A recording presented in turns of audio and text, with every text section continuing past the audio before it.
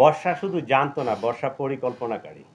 যখন মাহিরের কাছে যায় তখন মাহিরের, যখন জোবায়েদের কাছে যায় তখন জোবায়েদের। বর্ষার পরিকল্পনা অনুযায়ী জোবায়েদকে হত্যা করার তারা সিদ্ধান্ত নেয়। জগন্নাথ বিশ্ববিদ্যালয়ের শিক্ষার্থী ও ছাত্রদল নেতা জুবায়েদ হোসেন হত্যার রহস্য অবশেষে উন্মোচন করেছে পুলিশ। জোবায়েদ হোসেন, তার বয়স অনুমান 25, বংশাল থানাধীন 31 নং ওয়ার্ডস্থ নূরবক্স লেনের 15 নং হোল্ডিংয়ের রোশন ভিলার সিঁড়িঘরের নিচে হত্যাকাণ্ডের শিকার হয়। এই জোবায়েদ বার্জিস সাবনাম বর্ষা নামে 18 বছরের একটা মেয়েকে প্রাইভেট পড়াতেন। প্রাইভেট পড়াতে গিয়ে এই টিচারের সাথে এই ছাত্রীর একটা প্রেমের সম্পর্ক গড়ে ওঠে। উল্লেখ্য যে এর আগেই এই বর্ষার সাথে মাহির নামে জনৈক আরেক ছেলের প্রেমের সম্পর্ক। এটা মাহির এবং সেই বর্ষা দুজনে মেনে নিতে পারে নাই। বর্ষার পরিকল্পনা অনুযায়ী জোবায়েদকে হত্যা করার তারা সিদ্ধান্ত নেয়। প্রেম ঘটিত জটিলতাই এই হত্যার মূল কারণ বলে জানিয়েছে ঢাকা মেট্রোপলিটন পুলিশ। মঙ্গলবার দুপুরে এক প্রেস ব্রিফিংয়ে ডিএমপির অতিরিক্ত পুলিশ কমিশনার নজরুল ইসলাম জানান, 25 সেপ্টেম্বর থেকেই এই হত্যার পরিকল্পনা করা হয়। ঘটনার দিন অভিযুক্ত মাহির রহমান তার 2 সহযোগীকে নিয়ে নতুন 2টি সুইচ গিয়ার ছুরি কিনে আনে। পরে প্রেমিকা বর্ষা শাবনামের নির্দেশে মাহির জুবায়েদের ওপর এলোপাথারি ছুরি চালায়।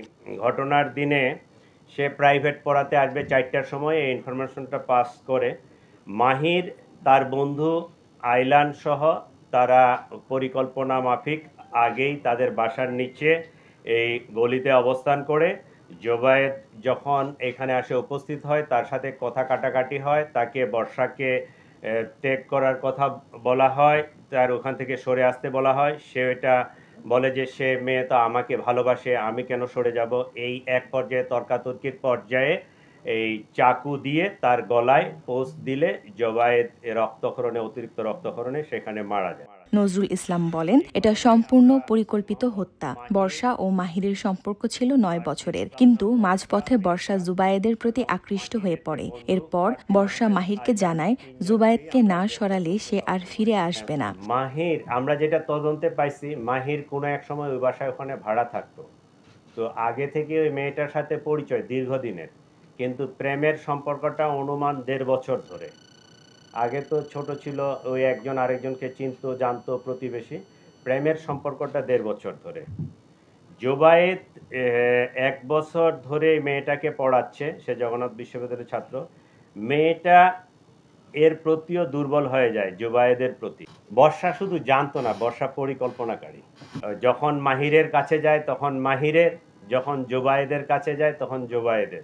বর্ষার সেই কথাতেই শুরু হয় হত্যার পরিকল্পনা। 25 সেপ্টেম্বরের পর থেকে প্রতিদিনই চলতে থাকে প্রস্তুতি। আর ঘটনার দিন তর্কাতর্কির এক পর্যায়ে মাহির বর্ষার উপস্থিতিতে জুবায়েদের উপর ঝাঁপিয়ে পড়ে ছুরি চালায়। তো মাহিরকে সে বলছে যে জুবায়েদকে না সরাতে পারলে আমি আসলে তোমার থাকতে পারবো না। এই কথা থেকেই তারা জুবায়েদকে সরায় দেওয়ার পরিকল্পনা করে। বলেন, আসলে জুবায়েদ তখনও জীবিত ছিল। রক্তাক্ত অবস্থায় বাঁচার জন্য সে দোতলায় ওঠে। তখন 3 তলায় দাঁড়িয়ে ছিল বর্ষা। জুবায়েদ বলে ওঠে, আমাকে বাঁচাও বর্ষা। কিন্তু বর্ষার উত্তর ছিল আরো নির্মম, তুমি না মরলে আমি মাহিরের হব না। মোটামুটি মিন্নির ঘটনার সাথে মোটামুটি সিমিলার। আর পোস্টটা মারছে মাহির, তাই না? পোস্ট যেটা মারছে এটা মাহির, একটাই পোস্ট মারছে। এবং এই চাকুটা আইলান এবং মাহির দুইজনে মিলেই কিনছে, দুইজনেই ওখানে ছিল। সম্ভবত 2টা চাকু ছিল, দুইজনের কাছে 2টা চাকু ছিল। পরিকল্পনা ছিল যে আইলান, মাহিরের যে বন্ধু, সে পিছন থেকে পোস্ট মারবে, কিন্তু সে পোস্ট মারে নাই।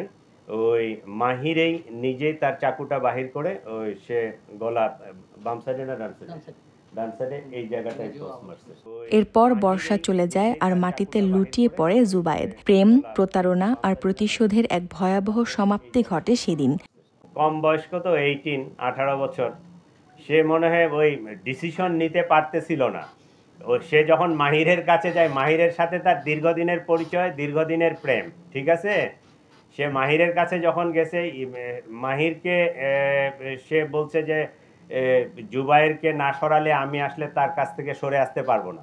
পুলিশ বলেছে এই হত্যাকাণ্ড ছিল পূর্ব পরিকল্পিত এবং নির্মম। প্রেমের টানা পড়েনে শেষ হয়ে গেল এক তরুণের জীবন। আমরা ধরে নিব যে হত্যার উদ্দেশ্যেই দিছে। ও যদি আঘাত করার জন্য হয়তো তাহলে পায়ে হাতে অন্য কোনো জায়গায় দিতে পারতো, একটা ভয় দেখাইতে পারতো। যেহেতু গলায় পোস্টটা দিছে, এখানে কাটছে, সেটা আমরা ধরে নিব যে সে হত্যার উদ্দেশ্যে। দেশ সময় নিউজ ডেস্ক। রাজনৈতিক কোনো বিষয় এখানে নাই। এটা ত্রিভুজ প্রেমের কাহিনী, কমপ্লিটলি ত্রিভুজ প্রেমের কাহিনী। এটাকে রাজনৈতিক কালার দেওয়ার কোনো সুযোগ নাই, বা আমরা ওইদিকে তেমন কিছু পাইও নাই।